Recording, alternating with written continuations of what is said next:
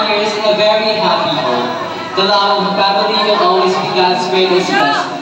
Sabi nga nila, in life we can have several friends, classmates, and social circles, but there's only one family who is always willing and ready to welcome us no matter what.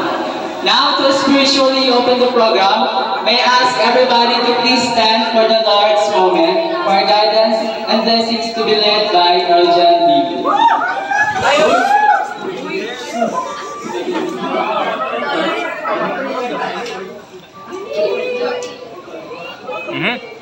Tayo po yung mga Lord, salamat sa araw na ito.